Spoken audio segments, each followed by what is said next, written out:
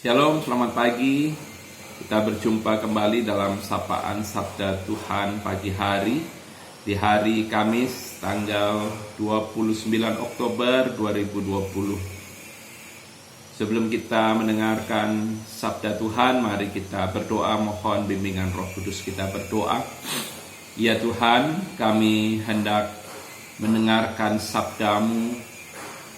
Kami mohon Tuhan bimbing kami dengan Roh Kudus, agar kami dapat mengerti, menghayati, dan kami dapat melakukan firman Tuhan, sabda Tuhan dalam kehidupan keseharian.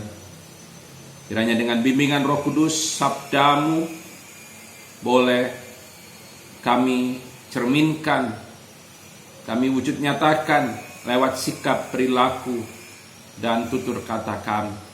Dan biarlah kiranya sabda-Mu menjadi petunjuk, penuntun untuk kami berjalan di jalan di tengah kehidupan dunia yang penuh dengan tantangan dan persoalan. Dan firman-Mu, sabda-Mu menjadi pelita bagi kaki dan jalan kami, sehingga kami tidak sesat di jalan yang kami lalui di tengah dunia. Inilah kami anak-anak-Mu Tuhan, bersabdalah kepada kami telah sedia untuk mendengarkan. Amin.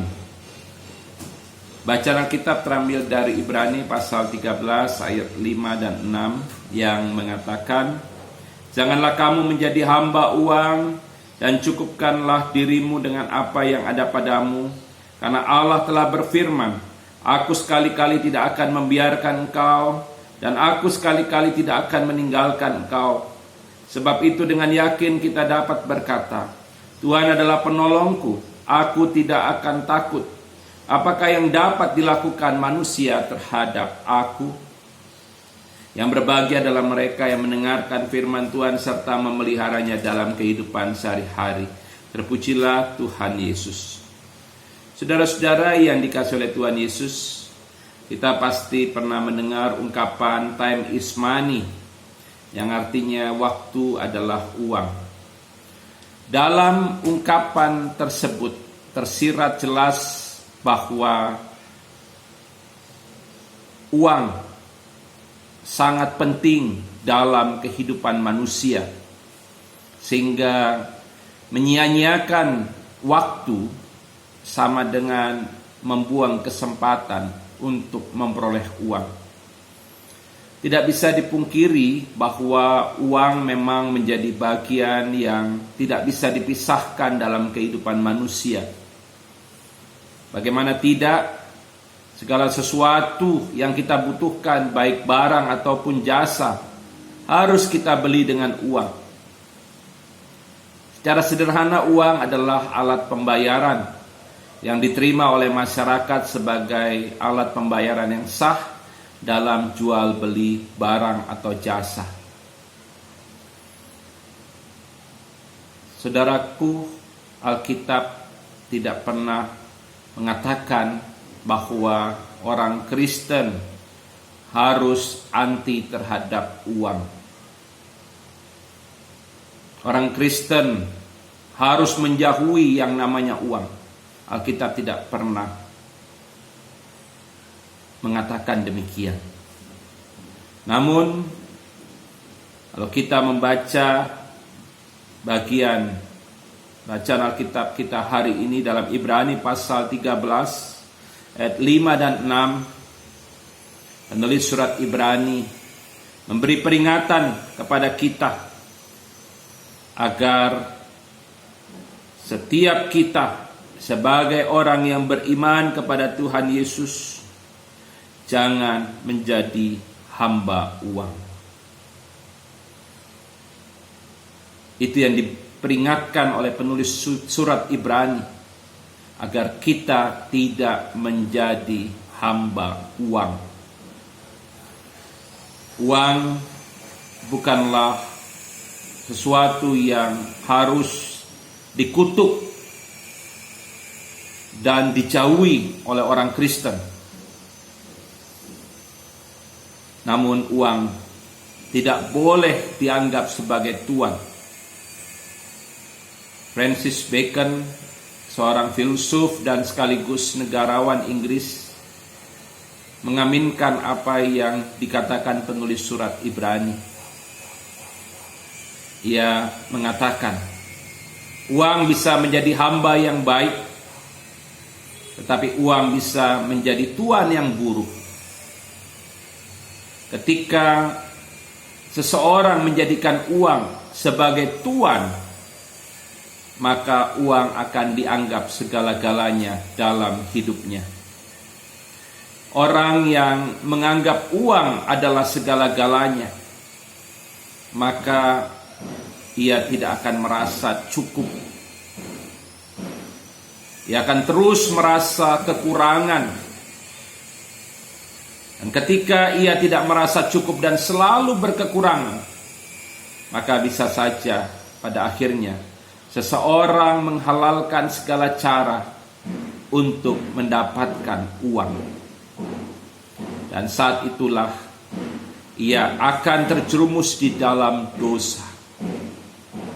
Agar terhindar dari keterikatan terhadap uang, maka penulis surat Ibrani mengingatkan agar setiap orang yang beriman kepada Yesus mencukupkan diri dengan apa yang ada pada diri kita, dengan apa yang kita miliki. Artinya, jangan mengarahkan diri pada hal-hal yang tidak mungkin kita miliki. Kita mensyukuri apa yang kita miliki yang diberikan Tuhan kepada kita. Dan kalau kita mensyukuri dengan apa yang diberikan Tuhan pada kita, maka kita tidak akan menghalalkan segala cara untuk mendapatkan uang. Kita tidak akan diperbudak oleh uang.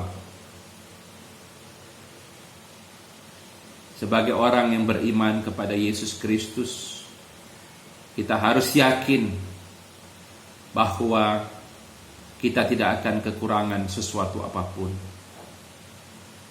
Dengan rezeki yang Tuhan berikan, kita pasti akan tetap mampu hidup, karena kita yakin bahwa Tuhan Yesus yang telah mengalahkan kuasa dosa dan maut itu akan memelihara kehidupan kita. Dia akan mencukupkan apa yang menjadi kebutuhan-kebutuhan kita.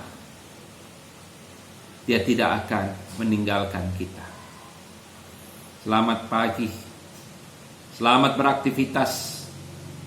Biarlah kiranya Tuhan tetap menjadi Tuan dalam kehidupan kita, dan kita boleh mengabdi hanya kepada Tuhan dan bukan kepada uang. Tuhan memberkati kita semua. Amin. Mari kita berdoa. Ya Tuhan, terima kasih karena Tuhan sudah boleh menyatakan firman-Mu kepada kami. Ajar kami untuk tidak menjadikan uang sebagai tuan dalam hidup kami. Ajar kami untuk tetap menjadikan Tuhan sebagai segala-galanya dalam hidup kami. Tuhan menjadi Tuan di mana kami mengabdi, di mana kami menghamba. Dan biarlah kiranya kami mensyukuri apa yang Tuhan berikan kepada kami. Kami mensyukuri apa yang kami miliki. Kami mencukupkan diri kami dengan apa yang ada pada kami. Tuhan, tolong kami untuk kami dapat mengelola uang yang Tuhan anugerahkan kepada kami. Kami boleh menjadi tuan atas uang yang kami miliki, sehingga bukan uang yang mengatur kehidupan kami, tapi kami boleh mengatur dan mengelola uang yang ada pada kami untuk memuliakan nama Tuhan dan menjadi saluran berkat bagi kehidupan sesama. Berkati seluruh aktivitas kerja dan karya kami di sepanjang hari ini. Kiranya Tuhan tetap beserta, Tuhan tetap menjaga dan melindungi kami. Kiranya Tuhan jauhkan dari kecelakaan, bahaya, petaka, bencana, dan penyakit. Lindungi kami dari yang jahat dan lepaskan kami dari cobaan. Dan kiranya Tuhan berkenan memberkati segala usaha kerja dan karya. Tuhan membuat segala yang kami kerjakan, lakukan, dan usahakan boleh berhasil. Inilah doa kami Tuhan. Di dalam nama Tuhan Yesus, Tuhan dan Juru Selamat kami berdoa. Amin. Selamat pagi, Tuhan Yesus memberkati.